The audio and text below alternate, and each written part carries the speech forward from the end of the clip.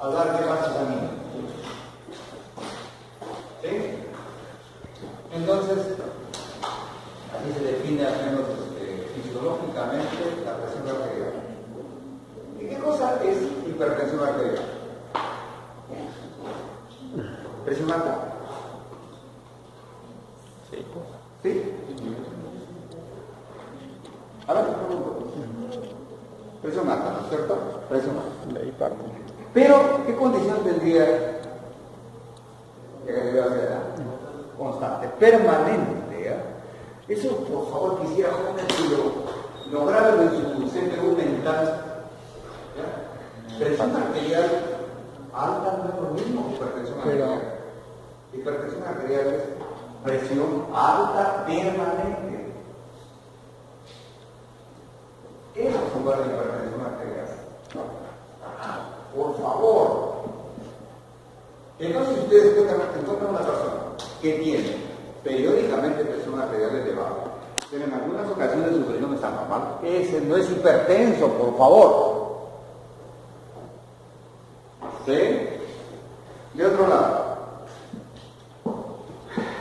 ustedes van a encontrar o sabrán ya que hay una serie de sintomatología atribuida a la hipertensión arterial. Por ejemplo, ¿qué se atribuye a la hipertensión arterial como manifestación clínica?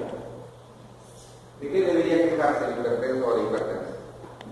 Cefalea. Cefalea, ¿cierto? Dolor de cabeza. ¿Sí? ¿Qué otro síntoma se considera indicativo de hipertensión arterial? Entonces, cefalea o cefalalgia también se dice. ¿Qué otro síntoma le atribuye? Sudoración. ¿Ah? Sudoración. Digamos la sofocación o el bochorno, sofocación, se siente calor, se te siente la cara, digamos sofocaciones, ¿no es cierto? Sofocación entre comillas. ¿Qué otro síntoma, qué otra molestia se atribuye a la hipertensión arterial?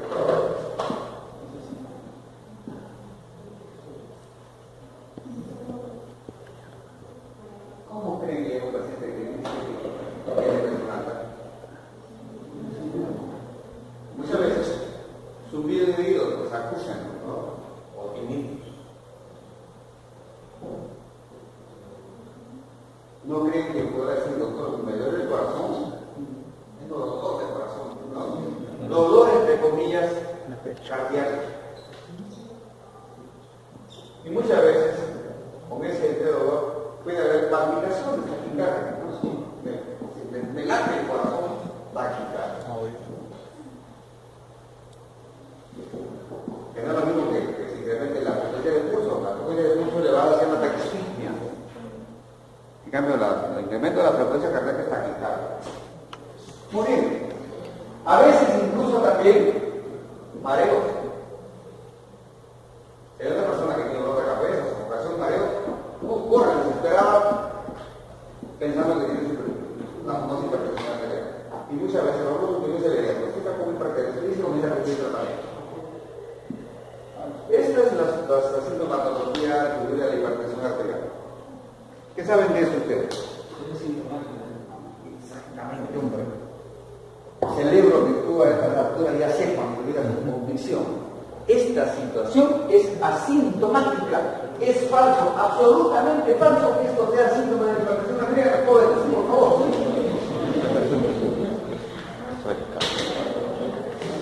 Absolutamente falso. ¿Y eso acaso solamente es una cuestión de exquisitez semiológica para que son ustedes? No, sino que tiene un impacto práctico extraordinario, porque mucha gentecita que va con esos síntomas, que es borrado acá, y a la vez le toma su presión arterial y le encuentra coincidentemente esto que es borrado, más una presión arterial elevada que ya no digo una presión arterial necesariamente, con mayor razón. Hipertensión arterial y para colmo inmediatamente medicación. Les juro que hay una tremenda cantidad de gente por ahí caminando supuestamente hipertensos y con medicación toda la vida sin ser hipertensos. Y hay otra tremenda cantidad de gente que siente hipertensos porque son asintomáticos, nunca se dan cuenta que son hipertensos y por lo tanto están por ahí en un riesgo permanente de que en cualquier momento le da el patatus. Hemorragia cerebral, infarto miocardio, infarto cerebral, muerte súbita, y dice, se murió, sanito se murió. Sanito, pero ni hipertenso, sino que no expresaba su enfermedad. Esto es común, jóvenes, común. ¿Qué gente, especialmente en este momento, no anda estresada? Generalmente personas adultas con una serie de problemas de todo tipo, más aún si son mujeres de 40 y tanto para arriba, climatéricas, que paran con los bochornos por ahí, más encima celosas. Una gran cantidad de pacientes, repito, están manejados erróneamente como hipertensos. Y el otro también, gran cantidad que están probablemente sintomáticos, no se reconoce su enfermedad y están poniendo el. Por favor, esas son dos cosas fundamentales con las que he querido empezar el tema, porque es trascendente eso que les acabo de decir. Ahora, en verdad también debo decirles, ¿sabes? Yo al principio les juro, andaba convencido de lo que les acabo de decir, pero como que será por viejo ya que estoy dejando convencer. ¿Será o no será enfermedad de hipertensión arterial? ¿Verdad? Algunos contestatarios radicales dicen que esto es un invento tramposo de la medicina que simplemente está creando e inventando enfermedades para medicarlas. Porque los fármacos cardiovasculares y los antihipertensivos son uno de los que más réditos le dan a la industria farmacéutica. Y parecería así, ¿verdad? Porque si se van a dar cuenta ustedes, como cuando veo un cuadrito, ¿cómo saber que un paciente en verdad es hipertenso? De hecho, por lo que vamos a hacer su retiro de presión arterial y vamos a elevada. Pero también porque vamos aprendiendo en las escuelas de medicina como ahora, de que hay ciertos valores considerados como anormales, altos, ¿no? ¿Y quién creen que ha fijado que tal valor es normal y que tal valor es anormal? Expertos. No es como, por ejemplo, una neumonía. Ustedes una neumonía la detectan sin que un experto les diga. Le toman una placa radiológica si quieren, pues, que es lo más fácil ahora de hacer la medicina diagnóstica se cayó. Y encuentran el foco neumónico ahí, pero lo ven casi que lo palpan. Y si le hacen un estudio histopatológico, van a encontrar un lugar de infarto, de consolidación, perdón, del tejido pulmonar, con un infiltrado de células inflamatorias, bacterias, materia, lo que quieran ahí. Y es evidente, se palpa la enfermedad.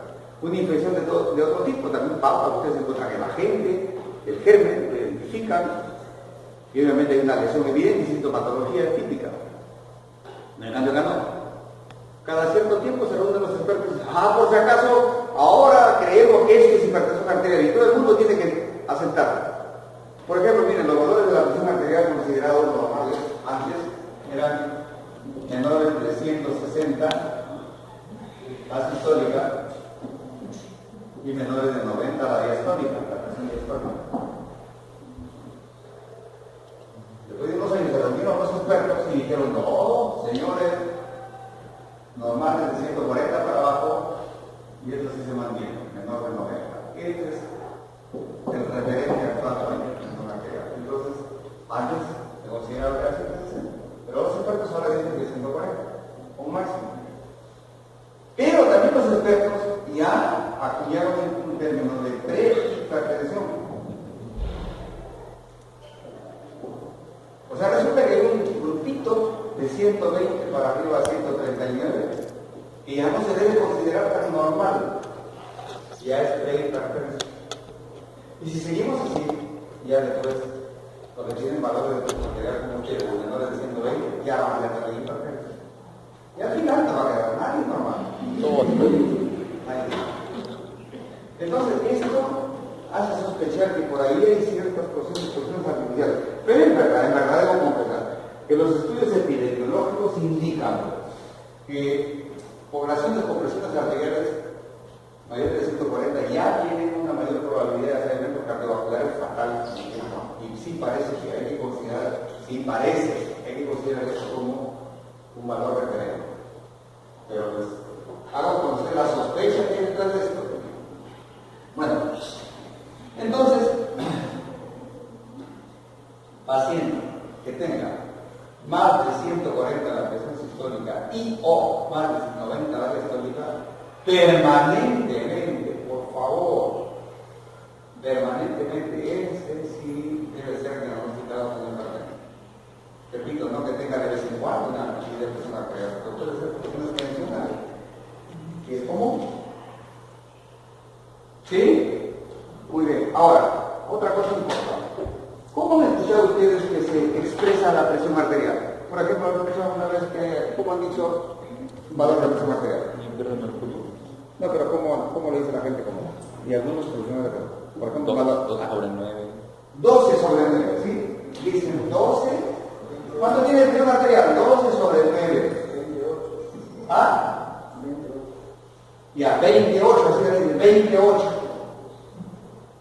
¿O 20 qué es eso? 28.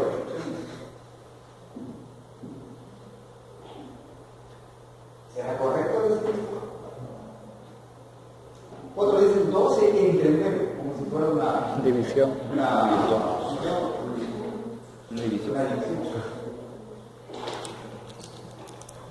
Por Dios, joven, la presión arterial tiene sus unidades de medida, que son los milímetros de mercurio. No son centímetros, ni decímetros, ni metros, no. Milímetros de mercurio, así que esto probablemente hay que decir 120 con 90. Ni siquiera sobre, ni entre. 120 sistólica con 90 la diastólica. Tampoco 28. 20.8 decimal. Serán 200 con 80. Y ahora no crean que eso pues es una exquisitez. Eso no, por favor. Porque cuando nos acostumbramos malamente a decir 12 leve, ¿cómo creen que diría esa persona? O consideraría, por ejemplo, si el paciente realmente estuviera 123 con a lo mejor 88 milímetros de mercurio, ¿qué tendría que decir ahí esa persona? ¿12.3 con 8.8? Entonces, para ahorrarse eso, anula esto, ¿no? Anula. Y dice 12.8. A lo mejor ha tenido 126, pues, lo anula. Y siempre ese paciente estará con 12. Y en verdad, esto es claro. Si ustedes dan un tratamiento a un paciente que tiene a lo mejor 145, perdón, o 148 por la presión sistólica, hablamos de presión sistólica, ¿no? 148, le damos un tratamiento. A las 2 semanas, ese paciente está con 142. Sí está respondiendo al tratamiento, pero si se acostumbra a comer dice, no, ese paciente sigue con 140, sigue con 14, no está mejorando. ¿Qué hace? Cambia el tratamiento, aumentan dosis. Pésimas por favor, entonces, insisto, como digo, para no se olviden, porque ustedes no creen ustedes que yo esta información o esta vehemencia, como les digo, no lo digo de hace ya como 20 y tantos años que ejerzo la docencia de este curso y casi siempre toco este tema, pero cuando lo veo del campo ya del ejercicio profesional, que bárbaro para regresionar y se familiarizan con esa tremenda calamidad. Por favor. Entonces, precisamos bien. Las unidades de la medida de presión arterial son los milímetros de mercurio. Ahora, es un problema serio, sí, pues. Como les digo, millones de pacientes en el mundo. En Estados Unidos, de 50 millones de pacientes. De la viejita, eso se va a tomar la segunda temporada. El costo, miren, 50 millones de dólares. ¿Cuántos problemas de salud se catalogan como problemas de salud pública? ¿Saben?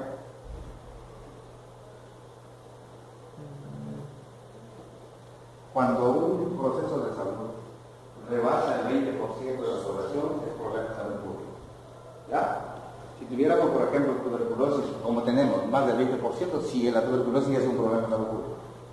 El embarazo en adolescentes en nuestro país es más del 20%, por si acaso. Por lo tanto, el embarazo en adolescentes en nuestro país es problema de salud pública. Y aquí, como verán, en nuestro país las cifras indican que hay más del 24% de jóvenes de hoy que ya tienen presión arterial elevada con presión arterial, entonces es un problema de salud pública. ¿Y cuándo es un problema de salud pública? ¿Y para qué nos interesa este problema de salud pública? Porque el Estado debe tomar medidas ahí, ya poblacionales, que no es cuestión de problemas individuales, es un problema social y político y económico. Vamos a darle en esta idea, no entiendo. Que tenemos. Ahora miren esto. Yo me voy a detener más en esto que en hablar de medicamentos. Porque incluso de medicamentos de literatura que quieran hacer en el internet. Pero miren eso, la técnica de medición de la presión arterial. Ven ustedes hay una serie de requisitos o condiciones. Por ejemplo, dice la primera, sentado en silla con espaldar. A propósito, la presión arterial se puede tomar de cúbito dorsal, sí, parada también. Pero la posición más cómoda es sentado. ¿Ya? Y la más fácil también, ¿no? Pero cuando ustedes tienen un paciente, aquí le van a hacer controles, siempre, por favor, tomen la presión arterial en la misma posición. A lo mejor toman un día la presión arterial en el cúbito dorsal, después le toman sentado, o a lo mejor después parado. No pueden hacer separaciones ni ambos para sentar. Siempre tiene que ser en la misma posición corporal en que tomen la presión arterial. ¿Ya? Y si lo hacen sentado, fíjense ustedes, es lo mismo que tomar un banquito de la presión arterial. Ustedes han visto que en la entrada del Banco de la Nación casi siempre se siente una gorda ahí con su mesita y toma presión arterial al paso, ¿no? Así, el señor quiere tomar su presión arterial, venga, por favor, controla su salud, venga, aquí, siéntese. Y la gente que está caminando se regresa y se sienta, toma su presión arterial y toma su papelito feliz de la vida. Con un supuesto valor de presión arterial. Pésimo. Pésimo. Primero, ¿por qué creen que tiene que ser una sillita con la espalda? ¿Por qué no un banquito? Tiene importancia, ¿no? ¿Tiene alguna idea por qué tiene que ser como un espaldar?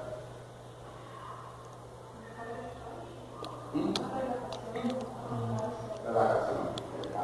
Sí, por eso.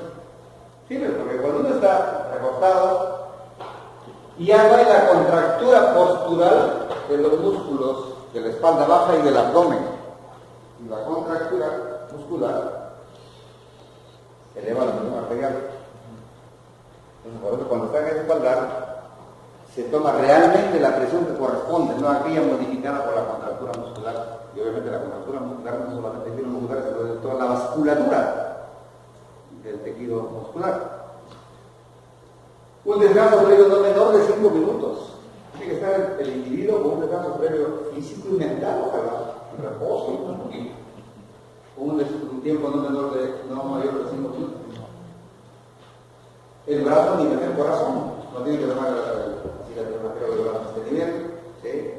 Ni tampoco el brazo colgando. ¿Sí? Miren, el brazalete debe estar a 5 centímetros del pliegue del codo idealmente.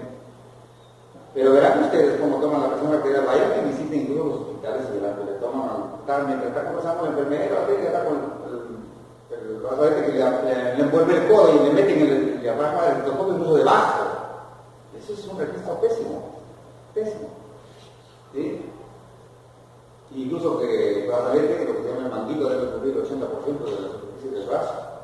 Pues condiciones técnicas que no son antojadizas, son antojadizas, pero que nadie respeta. ¿Sí? Ahora esto, muchas veces en la primera toma se equivocan, ¿sí?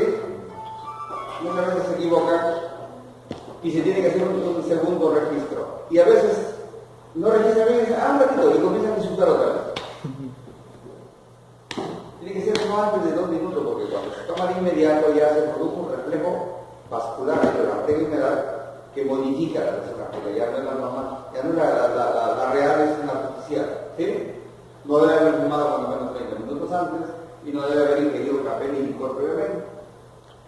¿Sí? Eso, por favor, debe respetarse escrupulosamente como técnica de medida de la presión arterial. Ahora, ¿es suficiente encontrar en una ocasión la presión arterial elevada para catalogar como hipertenso al paciente? No, jóvenes, no cometan ese error tan negligente, en verdad, de rápido catalogar a una persona como registro de la presión arterial. Miren lo que dice la técnica correcta. Tiene que hacerse 3 series de tomas de presión arterial, ¿sí?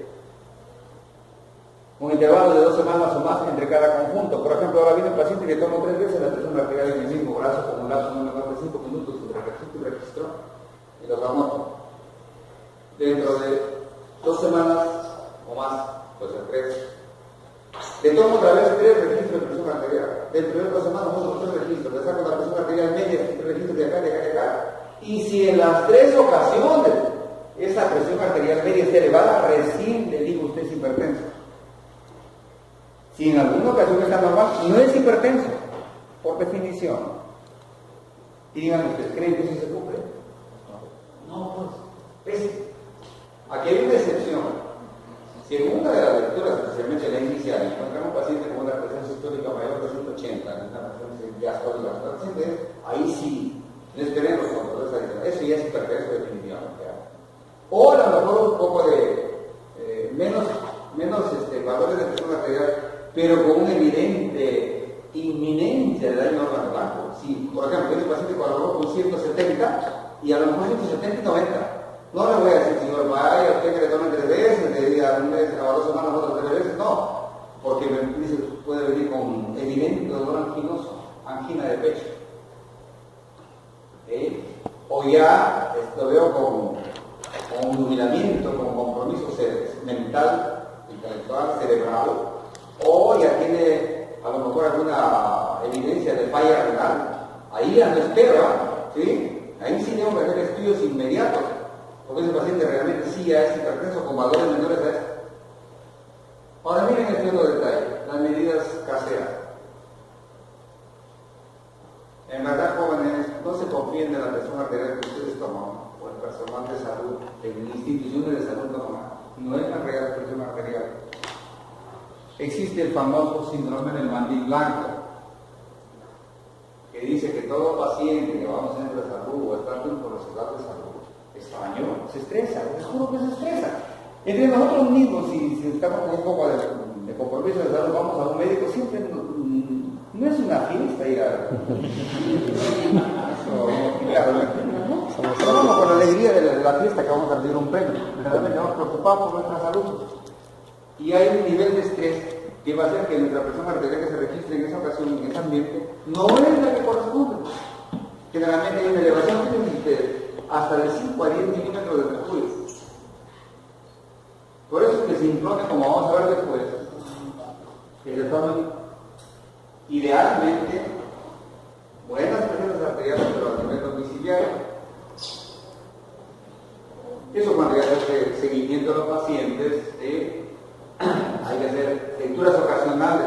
No es pues también, por ejemplo, como algunos pacientes llegan y dicen, doctor, ¿sabe que soy hipertenso? O ya me necesito una presión arterial y vengo a ver qué me receta usted aquí, lo traigo este papelito, lo que me han dicho que debo registrar mi presión arterial. Es un tremendo papelote, donde está todos los días de la semana y a veces mañana, tarde y noche que tiene que registrar su presión arterial. Por indicación médica. Si a ustedes le dicen, joven, cuidado, parece que se puede de presión arterial, que me van a tomar todos los días, mañana, tarde y noche, tu presión arterial, y me vienes a ver dentro de 7 o 2 semanas. ¿Cómo van a estar ustedes esa semana o esas 2 semanas? Tremendamente angustiados y estresados. A la media hora tengo la presión arterial, ¿cómo está? Al mediodía, en la noche de igual manera, y así todos los días.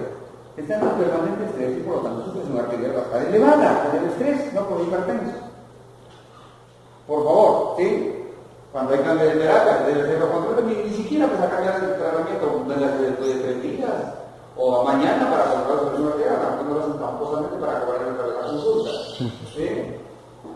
Y cuando ya se logró la meta que ustedes esperaban, por ejemplo, llegar a 140 cuando menos la sistólica, cuando menos la diastólica, por favor, tienen cada 4 o 6 meses, pues. No es cada semana, cada 15 días, cada mes. Y a veces ya, como repito, en verdad lo hacen por esquilmar al paciente, porque cada vez que visitan, pagan la consulta. El Chiclay, en verdad, jóvenes, les confieso con mucho malestar, es donde sé yo que la consulta privada son las más caras. En una del médico caro. Pero aquí ustedes es increíble. No van a una consulta privada de 100 soles. 100, 120 y 140. ¿Sabes cuánto cuesta una consulta privada de excelentes médicos en Trujillo? 60 soles, máximo 80. Es criminal que cobra más de 80. Acá, las estrellas que tenemos acá, cobran 100, 120, 160. Hay un ginecólogo que cobra 350 soles la consulta. Esa es la luminaria. Abusivos hasta el extremo. Entonces, ahí les queda el material por el pago. Hay un colega de acá que ¿Se puede ser ginecólogo? y que le cobra Al ginecólogo. y dice que es un pues pero regresa un neurocirujano que le cobra hasta las moscas cuando se meten a su casa. Dice que su papá, o sea, dice que es verdad, yo no quiero creer. Su papá llega a su consultorio y dice a su secretaria, señorita, por favor, no, que mi hijo me duele, me siento mal, pero por favor, díganle que soy su papá, que me cobre el 50%. No se debe ser un joven, pero es criminal cobrando, y a todo el mundo no respeta nada.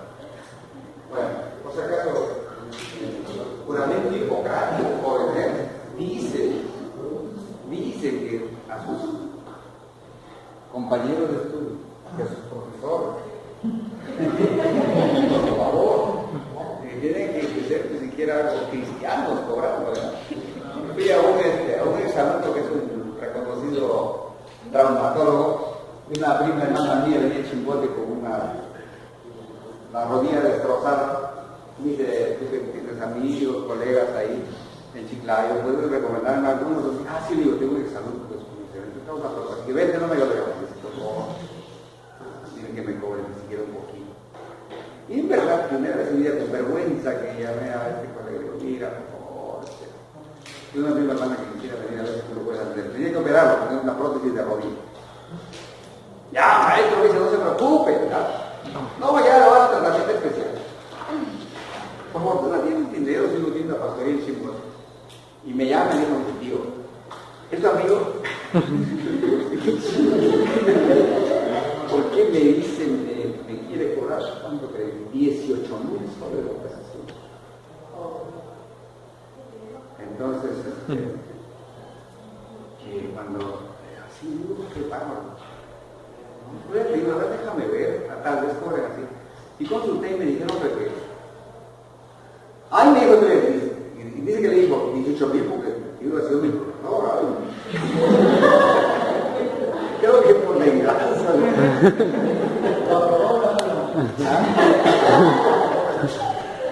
18,000. Supuestamente la prótesis que le iba a poner pues era una prótesis casi de que usan en Marte. Dios, qué terrible, qué terrible. Y cobraba por su mano de obra 12,000 soles. La prótesis valía 6,000 soles. Y cuando le pagó, le dice, por favor, ¿me puede dar una factura? No. Como si yo doy factura, tengo que reportar a la SUNAT, te tengo que cobrar una librería de paz y toda la familia, ¿no? Da risa, ¿no? Pero es inmoral.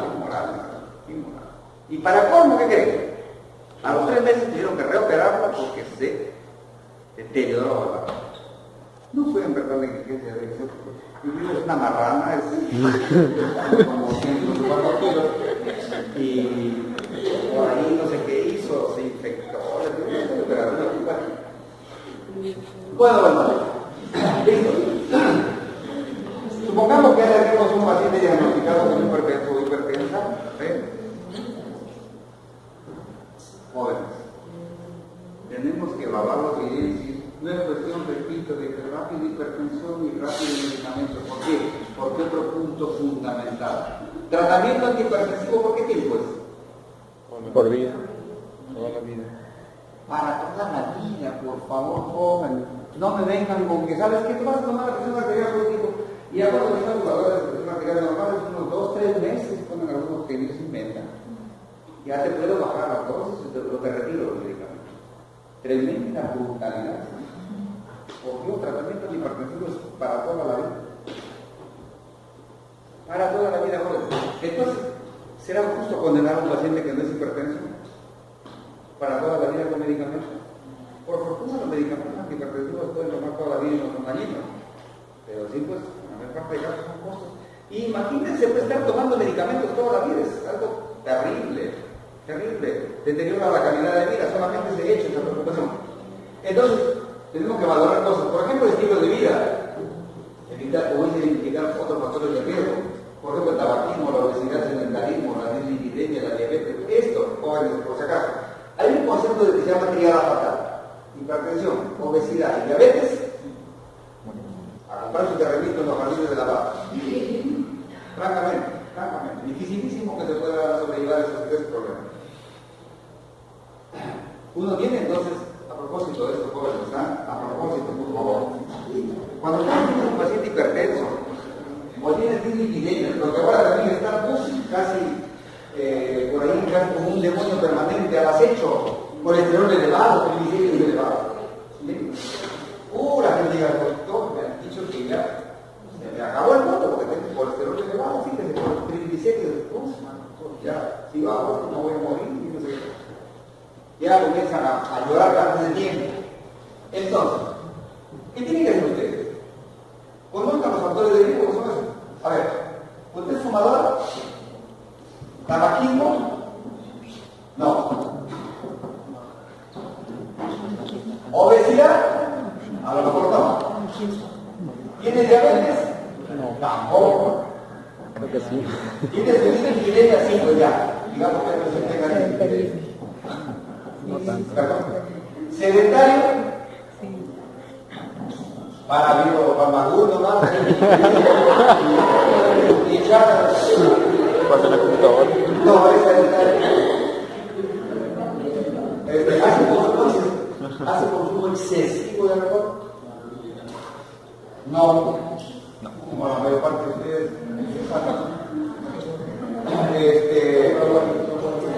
¿Qué más? Antecedentes familiares. Dicen, sí, doctor. Mi abuelito se murió de un derrame cerebral. Positivo. Factor de riesgo positivo. Pero tú, perdona, ¿a qué edad se murió? 80 y tantos años. Eso no es. Tiene que ser enfermedad cardiovascular prematura. 40 años, 45, 40. Ese es dato positivo ya. No es antecedente familiar cualquiera. ¿Me entienden? Entonces tienen ustedes una gran cantidad de pacientes no tiene nada de esto, nada. Solamente la dislipidemia y hasta los pobres condenados a muerte. No, pues, por favor. Hay que enfocar bien. Si tiene más de dos, sí, ahí sí las cosas preocupantes. Tiene que ser rigurosos y exigentes en esto. Tampoco podemos decir que no tienen nada, ¿no? Pero sí, pues no exagerar con las restricciones que a veces le damos a esa gente. Identificar causas secundarias. Por ejemplo, encontramos a la presión arterial elevada en un paciente. Tenemos que ver que a lo mejor es secundaria la hipertensión arterial porque estamos hablando de hipertensión primaria, la esencial, la idiopática. Porque hay pacientes con insuficiencia renal que van a tener hipertensión arterial. Un feo cromocytoma y hipertensión arterial es muy serio. Pero el feo cromocytoma se opera, la insuficiencia renal se trata y desaparece la hipertensión arterial. ¿Sí? Establecer presencia o ausencia de daño normal. Por ejemplo, si tiene una cardiopatía ya a lo mejor isquémica, ¿sí? Por favor, ahí tenemos que enfocarlo de otra manera. Este es el valor actual referente de la normalidad de la persona anterior. Les decía, antes, valor normal, no había ni este concepto de prehipertensión. Normal era hasta acá. Mayor de 160 ya era hipertensión antes. O sea, 155, 159, todavía era normal. Y lo mismo acá, era mayor de 90, pues sí, hipertensión arterial. Pero mire, como repito, los expertos se reúnen y cada vez dicen, no, ahora es así un poquito más bajo, más bajo, ¿sí? Espera. Entonces, se considera, miren ahora ustedes, que una presión arterial normal debe ser menor de 120 de la sistólica y menor de 80 la vía histórica. Yo creo que ustedes, la mayor parte, deben estar todavía teniendo que es una arterial normal. Pero una tremenda cantidad de jovencitos un poquito mayores que ustedes ya deben estar como prehipertensos. Entonces, miren cómo esto va variando, pero esto es lo que está vigente actualmente. ¿Ya? Y antes y ahora, por si acaso, voy a encontrar literatura no tan antigua que habla de hipertensión leve, moderada y severa. ¿Sí? Eso también cambió. Se habla solamente de dos estados o estadios, 1 y 2. Entonces tenemos un paciente con 140 a 159 se ve en el estadio 1, la sistólica, o 90 99 eso. Y a propósito, por si acaso, hay hipertensos sistólicos nomás. ¿Verdad? O sea, que solamente tienen elevada su presión sistólica. Hay hipertensos diastólicos también. Solamente la presión diastólica la tienen elevada y la sistólica normal. Y hay hipertensos globales que tienen los dos. Entonces hay varios tipos de hipertensión arterial. En cuanto a estos lados. Sí,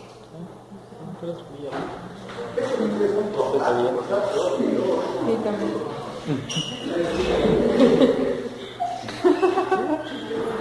Del baño. Bueno, Un poquito de agua.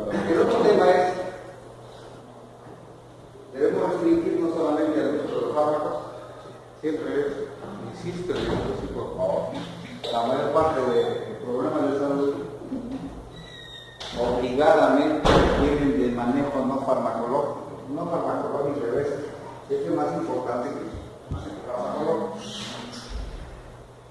Entonces, verán ustedes ahí una serie de recomendaciones, por ejemplo, la reducción de la ingesta de sodio, de la sal. Pero miren una cosa curiosa. En la revista Nature, cristiano, salió un estudio hecho por un físico, ni siquiera por un médico, en la cual, en este estudio, este físico demostró que la ingesta de niveles elevados de sodio no es causante de hipertensión arterial, pero sí lo empeora si el paciente es hipertenso. Miren una cosa curiosa. O sea, es verdad que se demuestra que una población que hace consumo permanente de dosis elevadas de sodio se convierte en hipertenso. Absolutamente equivocado. Pero un hipertenso que consume elevadas dosis de sodio sí, pues empeora su hipertensión arterial. Es igualito que con el consumo de picantes, de ají. A propósito, yo conversaba con alguien que es médico y me decía, he encontrado un estudio, me dice, tú eres médico, fíjate esta novedad. Que resulta que el ají en verdad no es irritante. Yo había leído en un artículo periodístico, no es irritante. Y que por lo tanto no causa úlceras o gastritis. ¿En qué revistas? Somos, creo que de la República, ¿no? De Comercio. No sé en qué edición.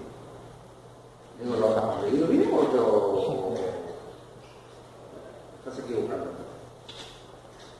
Digo, pues hombre, digo que si es irritante el ají, pues aplícate una gota de zumo de ají al ojo, ponte en la lengua a ver si no te lo pone rojo y te mata los 2000 demonios. ¿Cómo así que no es irritante? Probablemente entendió mal, pero miren ustedes, ¿qué es cierto? Es cierto que el ají es irritante, definitivamente demostrado, pues inflama las mucosas y todo, no solamente la mucosa que está mujer, sino que saben, lágrimas, nariz y todo el asunto se afloja, ¿cierto? Pero sí realmente no ha demostrado ser causante de enfermedad acidopéptica, como muchos creerían. No comas ají porque te va a dar gastritis, no comas ají porque te va a dar úlceras, falso. Hace tiempo esos estudios, la población que más consumen ají son las asiáticas y en Latinoamérica los mexicanos.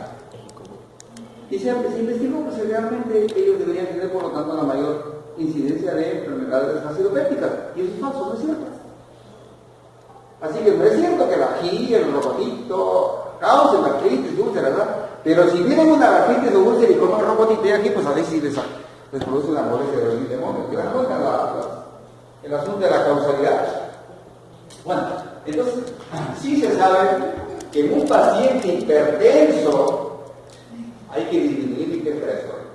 Entonces la gente, por ejemplo, de los pueblos de acá, que está muy acostumbrada a comer pescado salado, tienen que limitarse. Si no son hipertensos, pueden seguirlo el consumiendo. Oh. Pero el hipertenso no. Los famosos chisitos, estos picantitos que tienen cantidades industriales de sal. Porque a veces la gente cree que solamente no debe echarle mucha sal a la comida que prepara, pero se embute con chisitos, palitos de maíz, con embutido que tiene mucha sal. Suplemento de potasio. Más bien está demostrado que hay que comer un poquito más de alimentos por suplemento de potasio. Pero miren lo que dicen, alimentos.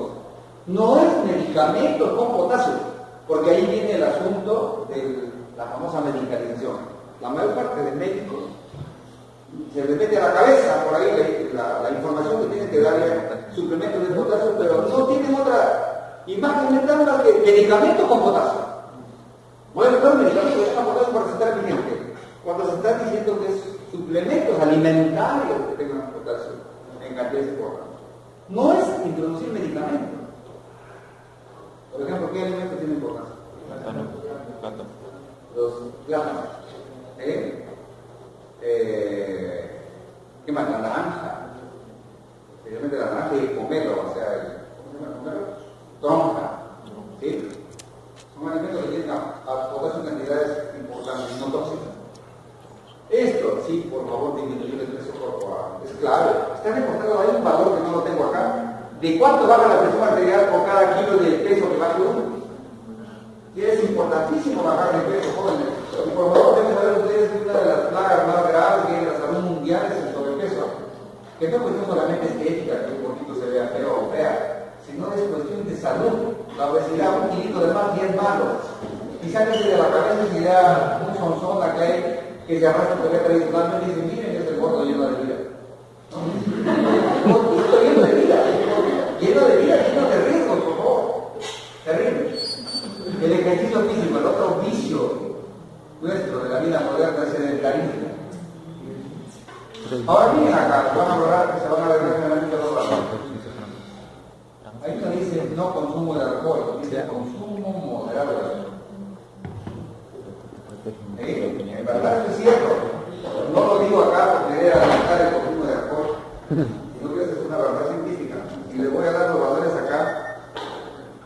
¿Cuál es la dosis recomendada? Dosis recomendada. Dosis. Para ingerir bebidas alcohólicas todos los días. No es cada fin de semana, todos los días.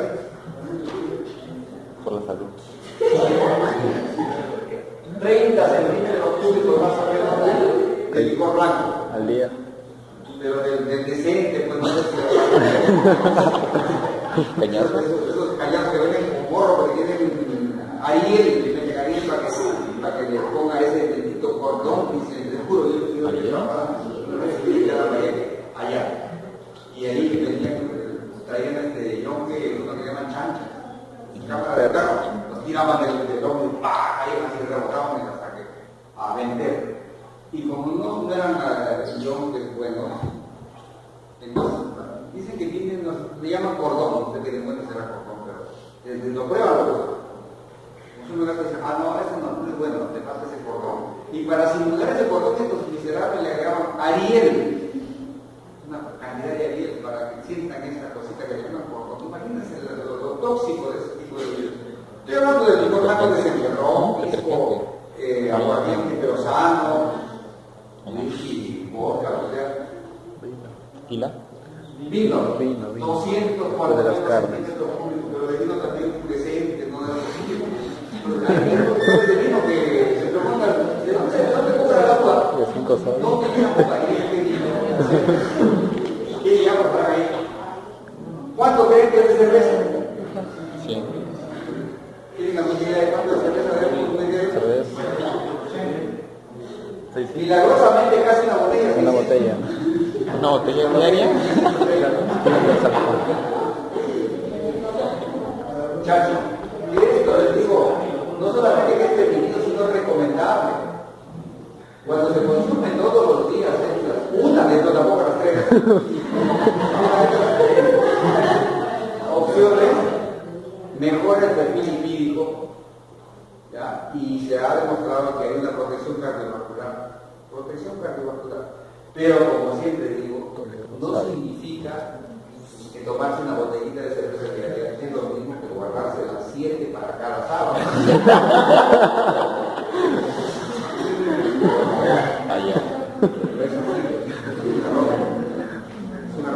Pero es verdad, te digo ya con seriedad, que sí, jóvenes, está demostrado que un consumo de alcohol moderado como esto es un protector cardiovascular. Alcohol constante. Hay un concepto de la famosa dieta mediterránea. La dieta mediterránea se descubrió, digamos, en términos médicos, hace cierto tiempo cuando se hizo un estudio grande a nivel mundial para ver por qué los europeos de las costas mediterráneas, incluso del norte de África, a pesar de que tienen una vida muy parecida como la población norteamericana, y los índices también de países desarrollados son parecidos, ¿por qué es que allí hay menos eventos cardiovasculares que en los norteamericanos? Que también tienen una gran proporción de individuos obesos, ¿no? Pero a pesar de eso, sus eventos cardiovasculares fatales son menores. Entonces se consiguió investigar por qué, y se encontró que el secreto estaba en la llamada dieta mediterránea, que incluía dos grandes cosas: el aceite de oliva y el consumo habitual de particularmente vino y cerveza. Vino o cerveza, no vino y cerveza, vino o cerveza. Entonces, por ejemplo, los alemanes, ¿sí? Los escandinavos, noruegos, suecos, consumen cerveza como una bebida, no toman agua. No toman agua. Yo tengo un amigo que vive en Suecia y me dice que nunca él en Suecia ha tomado agua. Toma cerveza.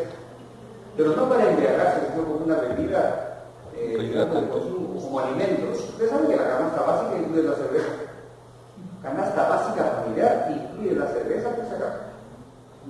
Porque en verdad es un alimento la cerveza. Incluso ahora, por si acaso, hay cerveza sin alcohol. Ustedes han visto los partidos que se ven en la UEFA, el fútbol que da ganas de ver, no es mamarrachos que tenemos acá. ¿Han visto ahí que hay una gran cantidad de espectadores que están con sus latas de cerveza? Y decían, ¿cómo puede ser que estos productos permitan que consuman alcohol ahí? No, miren, es cerveza sin alcohol, realmente sin alcohol. Acá no tenemos, que yo sepa, cerveza sin alcohol. Pero bueno, entonces la dieta mediterránea incluye el aceite de oliva, ¿ya? Y el consumo de vino y o cerveza, pero cotidiano, pero tampoco para embriagarse, sino como una bebida cotidiana, como parte de la alimentación y de la ingesta de líquido. Y eso, miren, tiene una evidente protección cardiovascular. Bien. Pasando a la tabla. Disminuir el nivel de grasas saturadas y colesterol en la dieta. ¿Y acaso ahí dice poco tabaco? No, ahí dice eliminar el tabaco, porque el tabaco joven en sí es criminal 100%. No hay ninguno de los componentes del tabaco, que son más de 200 desde el punto de vista químico orgánico, que en verdad sea siquiera inofensivo, digamos, que no sea dañino y altísimamente cancerígeno. El tabaco es una calamidad, sinceramente, jóvenes, es el peor vicio que puede adquirir la persona. Esto, miren, intervenciones inciertas o con beneficio mínimo. Miren ustedes, suplementos de calcio, el famoso aceite de pescado, que ahora ya lo ven con capsulitas blancas, por si acaso. Disminución de la cafeína y lo he subrayado los suplementos de magnesio. El doctor Magnesol. Es una bebé, el doctor Magnesol, por si acaso, ¿no? Sale en la Chuchi, el Men, en el Popular, en el Norteño. Ahí tienes páginas de salud y recomendando cosas, ¿no? Casi como el doctor TV. Y que te das cuentazo que el magnesio como medicamento, no me interprete mal, como producto medicamentoso que es necesario ingerirlo, ¿no? Por favor. Pero el magnesio en la mayor parte de nuestra dieta, que por fortuna, por más pobre que sea, siempre tiene los elementos más importantes. Así que no dejemos de engañar. Y respecto a los fármacos, miren ustedes lo que dice un metaanálisis que se publicó en esa revista de Lancet 2003. Lancet es una revista muy seria médica. ¿Qué dice ahí respecto a los medicamentos? Que en verdad, todos los medicamentos son hipertensivos, porque los otros son útiles. Los nuevos, por más que la propaganda médica diga, no han demostrado ser al menos más eficaces que los antiguos para reducir eventos cardiovasculares, cerebral o cardíaco. Así que no debemos meter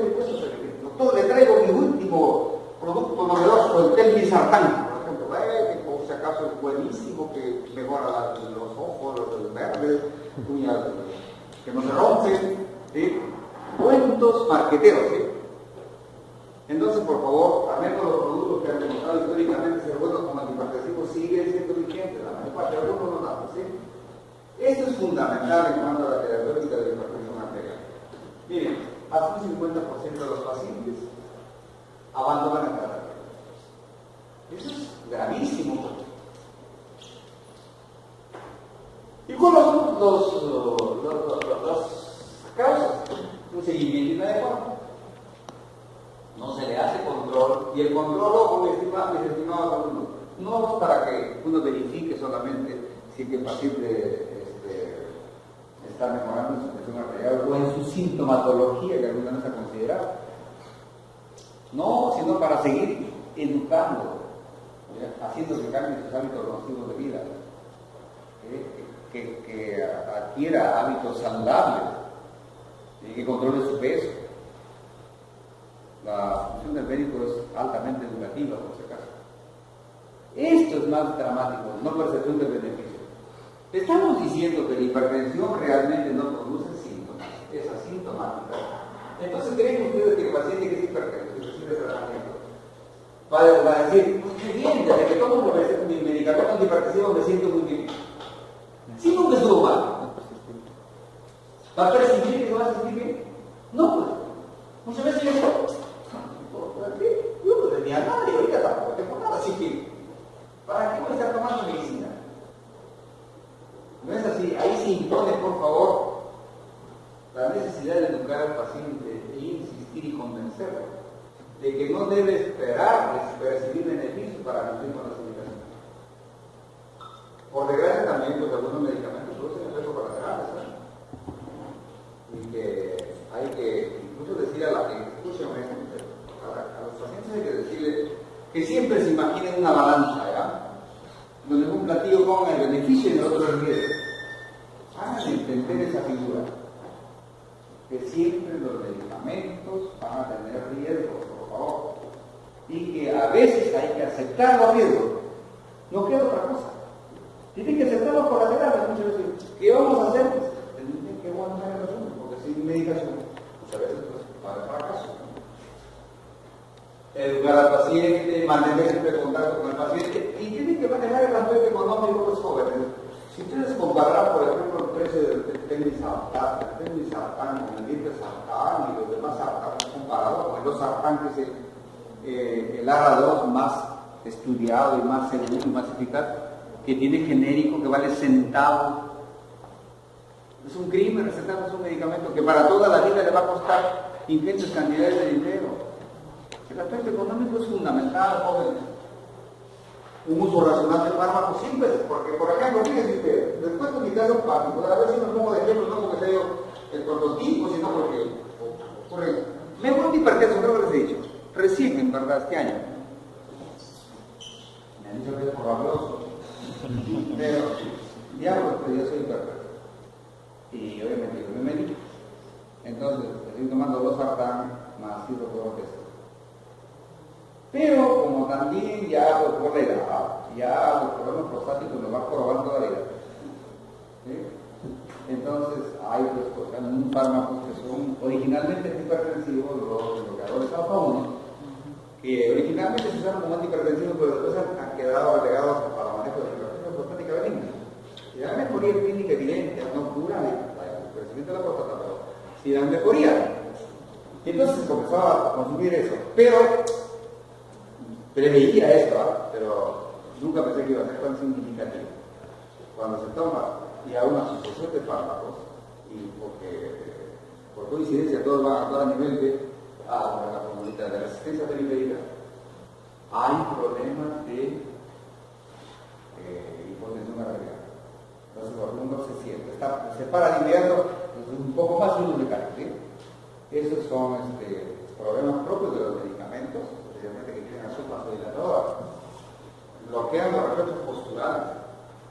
Así que he tenido que dejar ese medicamento.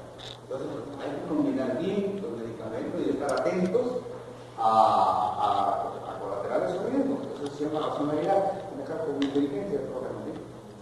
Muy bien, ahora ya me ocupé todos los fármacos. Hay varios grupos de fármacos útiles para la hipertensión arterial. Y en primer lugar, estoy señalando aquí los diuréticos, pero escúchenme por ejemplo. Son diuréticos, no confundamos eso, miren abajo que dice. La hipertensión arterial es eubolémica, no es hiperbolémica. Y eso es una cuestión que se ha aclarado recientemente, porque siempre ha habido este error racional de decir, bueno, como presión arterial del gasto cardíaco o resistencia periférica, ¿y qué cosa es gasto cardíaco? Trabajo cardíaco evidentemente, pero también es volumen sanguíneo, volumen circular, ¿sí? Y obviamente, si yo tiro abajo el volumen sanguíneo, ¿qué va a ocurrir con la presión arterial? Sí, obviamente no baja la presión arterial. Entonces, con mucha lógica, yo puedo decir así, pues no, voy a bajar el volumen sanguíneo y voy a mejorar la presión arterial. ¿Cierto? Pero repito, como alguna vez ya lo he dicho, pero la lógica formal no necesariamente coincide con la lógica científica. ¿Ya? Entonces, yo bajo el volumen sanguíneo, puedo llevar abajo la presión arterial. Pero eso no es lo apropiado. No es lo apropiado. ¿Por qué? Porque el hipertenso no es hipervolémico. Y si bajo su volumen sanguíneo, lo puede llevar a problemas de bolemia. ¿Sí? Porque nuestro organismo tiene la tendencia inevitable para establecer nuevos niveles de equilibrio. Y altero su funcionalidad. Entonces, por favor, escúchenme. Los diuréticos, repito, entonces, si usamos la hipertensión arterial, no lo usamos como diurético, sino particularmente como vasodilatadores, como vamos a ver aquí. En las tiazidas, los anteriores que señalaban, que fueron en la anterior, son los diuréticos de peso alto, ¿no? Furosemida, diaclínico, que se usan en la hipertensión arterial, pero particularmente cuando la hipertensión arterial está acompañada de esas complicaciones, edema pulmonar agudo, insuficiencia cardíaca congestiva, o insuficiencia renal, o se trata de hipertensión maligna. Solamente en esos casos, por favor. Y particularmente las tiazidas son los mejores diuréticos usados como antihipertensivos, Pero un detalle, miren ustedes. La hidroclorotiazida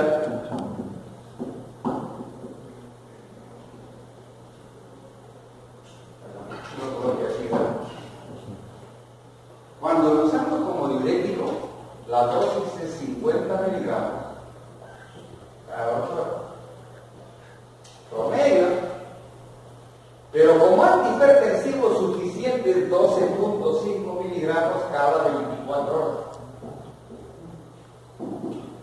Entonces la dosis, por favor, de los fármacos depende de qué indicación estamos dando. ¿Se acuerdan de la aspirina? ¿Sí? Como antitérmico, como analgésico, como antiinflamatorio, es cuanto menos 500 miligramos cada 4 o 6 horas. ¿Sí? Pero como antiagregante plaquetario, ¿cómo es? 95. 95. ¿Cuánto es la dosis de ácido salicílico como antiagregante plaquetario?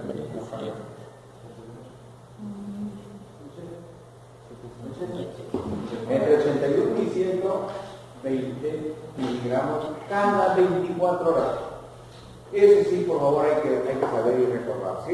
Miren, entonces, los diuréticos acá, particularmente la hidroclorotiazida como antihipertensivo, no lo usamos en su dosis diurética, sino en su dosis antihipertensiva. Solamente 12.5 miligramos cada día es suficiente como antihipertensivo y excelente antihipertensivo. Pero creo que ya ustedes están deduciendo que no es suficiente, en la teoría se considera no es suficiente un solo fármaco de hipertensión arterial. Generalmente hay que asociar fármacos. Bueno, los tiazidas, la hidroclorotiazida particularmente, no deja de tener efectos colaterales. Por eso, por ejemplo, incrementa el DDD. A diferencia del vino, del alcohol, que decía que baja el colesterol malo, las tiazidas le elevan. Eso sí, por favor. Entonces, por ejemplo, si tenemos un paciente que a veces es hipertenso y tiene lipidemias, hay que manejar con mucho cuidado las tiazidas o no manejar. Diabetogénico, también demostrado. O sea, si tenemos un paciente que dicen que tiene diabetes, hay un término que ahora se emplea de diabetes borderline. O sea, que está en el bordecito, pues, un poco más ya pasa la diabetes. Entonces, ¿quién le da ese empujoncito porque se vuelve diabético? Puede ser la tiacida. Lo convierte en diabético, ¿sí? Diabetogénica. También puede producir hiperuricemia. Si tenemos un paciente con gota y le damos tiacida, podemos desencadenar un cuadro de gota serio, ¿sí? Pero no es por si acaso tampoco una calamidad, ni que va a ocurrir en todo el mundo, eso son simplemente posibilidades de riesgo. Puede producir este tipo gotasemia, especialmente cuando damos dosis altas, porque algunos colegas, repito, que lo que hacen, se equivocan, dicen, han escuchado hablar o recuerdan, dicen, de verdad me dijeron que puedo emplear las tiacidas. Y hay hidrocloretiazida a 50 miligramos, y me parece que es cada 8 horas, me dan cada 8 horas. Ahí es donde deberían ese tipo de problemas. Entonces, excesiva, no conveniente, no posible. Tenemos otro grupo de fármacos, los inhibidores adrenérgicos. Ahí están, por ejemplo, los reguladores neuronales. Simplemente lo puse ahí como una referencia histórica, porque no se usan eso. Y también los inhibidores centrales, como la metildopa y la clonidina, que se usaron mucho y verdaderamente cumplieron su rol. En la época no se usaron los medicamentos, era en verdad lo mejor que había. Pero por fortuna han sido superados por otros modernos, que son más eficaces y más sanos. El alfa-metildopa lo recalcaba ahí porque todavía conserva cierta utilidad en una hipertensión muy especial, que es la hipertensión inducida por embarazo. La hipertensión inducida por embarazo es una forma de hipertensión muy especial y que solamente de manera curiosa ocurre mientras dure el embarazo de la mujer. Para su embarazo se curó de su hipertensión arterial. Igual que la diabetes gestacional. Hay mujeres que en el embarazo hacen diabetes. Pasa el embarazo, desaparece. Obviamente eso confirma su problema inmunológico, que tiene que ver con ese cuerpo extraño que gestó los 9 meses. Porque nosotros como hijos somos cuerpos extraños en el organismo de nuestra madre, porque tenemos el 50% de genes que no son normales. Es un individuo que por ahí llegó. Todo el crecimiento fue traumático. ¿No es cierto? Y la embarazó. Entonces, inmunológicamente extraño. Y eso parece que es lo que causa en algunos casos problemas de tipo diabetes gestacional y hipertensión inducida por embarazo. Entonces, la hipertensión inducida por embarazo todavía tiene vigencia dada la alimento. Bloqueadores tradicionales también hay. No hay acá. Aquí se ha manejado, pero eso se maneja prácticamente en Estados Unidos, en Europa, en emergencia hipertensiva. Y tenemos los beta bloqueadores. Beta, ¿cierto? Beta 1 particularmente. Pero ahí tenemos no selectivos y selectivos.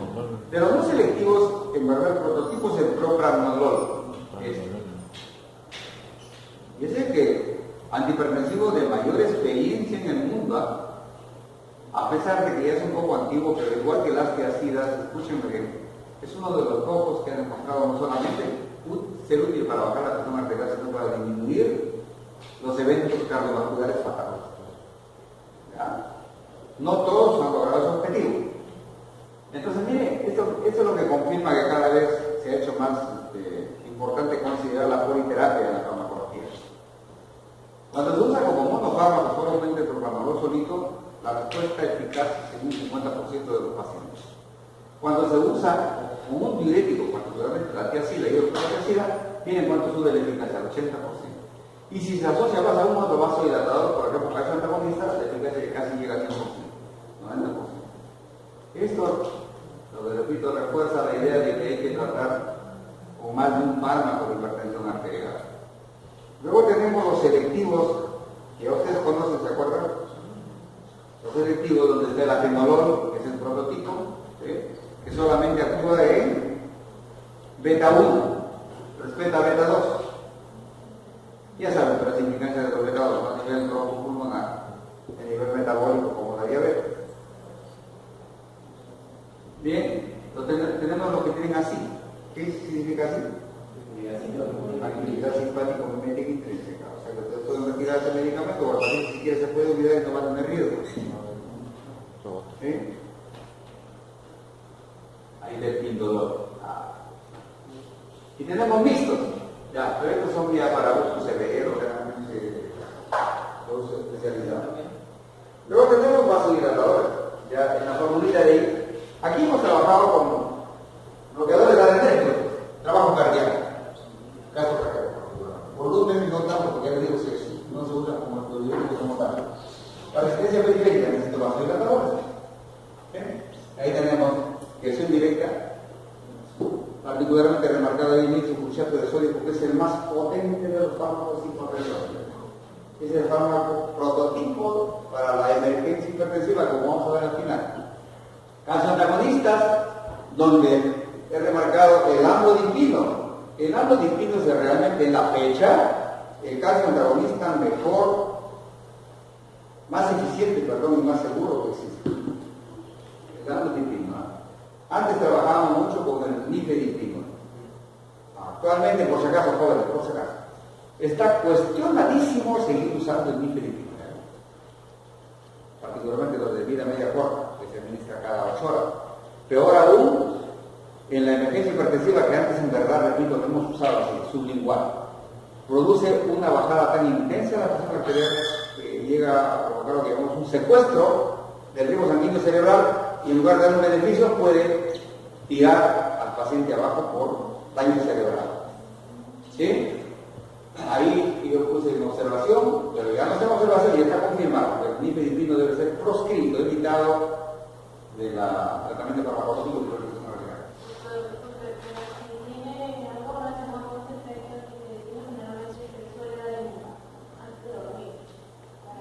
No. Estoy hablando de que el nifedipino lo hemos usado mucho en la emergencia hipertensiva.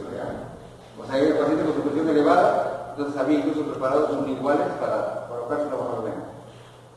Ya, entonces ese ha sido tan brusco el efecto hipotensivo que más bien ha hecho daño cerebral. Un infarto cerebral. ¿Sí? En cambio, el amlodipino y además tiene la ventaja de que se administra una sola vez al día. ¿Ya? Y también tiene otra ventaja, la mayor parte de estos antagonistas producen edema malular, con el tiempo se comienza a hinchar las piernas. En cambio, como el amlodipino no ocurre.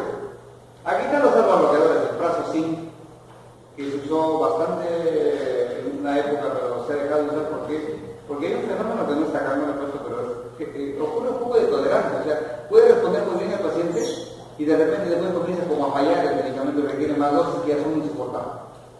Que produce una hipotensión arterial que se manifestaba en el famoso efecto de la primera dosis. O sea, el paciente que tomaba el Prazosin tenía que advertírsele que no se pare bruscamente, ya que no haga un cambio brusco de posición corporal porque se puede venir la presión abajo y es un problema serio. Se han quedado manejos derivados como el Terazosin para los procesos prostáticos. ¿Ya? Los inhibidores de ECA, excelentes medicamentos, en verdad. Particularmente el captopril, extraordinario, como eficaz antihipertensivo. Sus grandes desventajas están acá. Efectos glucígenos. Muchas veces los pacientes comienzan a tener una tos que no se los quita nadie y tienen que eliminar, tienen que suspender el tratamiento. El tiempo de administración obligado tiene que ser mínimo cada 8 horas. Todavía hay pacientes que están siendo manejados con captopril una vez al día, 2 veces al día. Eso es irresponsable y peligrosísimo. A ver, ¿en qué horas del día, ya deben saber ustedes por favor, en qué horas del día ocurren la mayor parte de eventos trágicos cardiovasculares? Infartos, muertes súbitas, aneurismas, fatales. Ya, pero ¿qué horas de la madrugada? Porque cuando lo vean...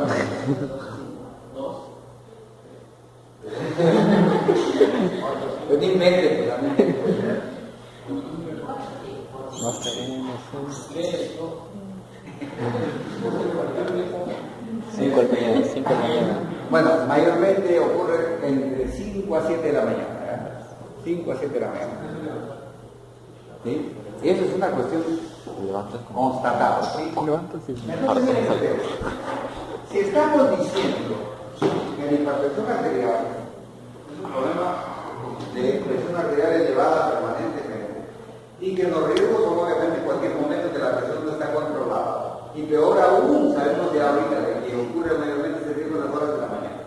¿Qué pasa si yo le doy a un paciente captopril y le digo que tome 2 veces diarias? 7 de la mañana y la otra 7 p.m. Bien, esto es una realidad. Es una realidad. Este paciente puede estar siendo controlado en un programa, por ejemplo, como el que maneja esa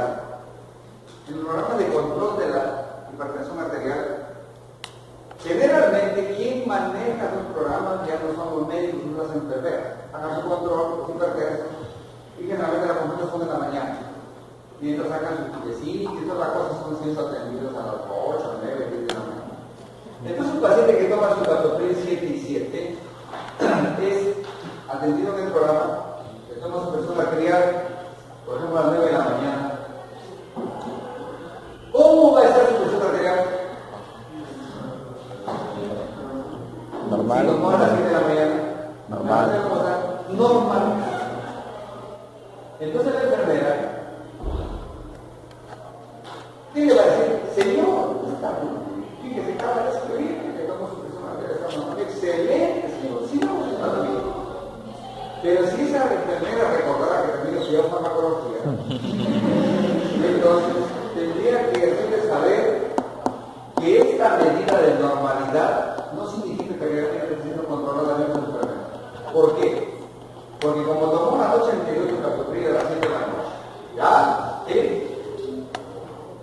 ¿hasta qué hora le va a proteger su presión arterial? 8 horas. Hasta las 3 a.m.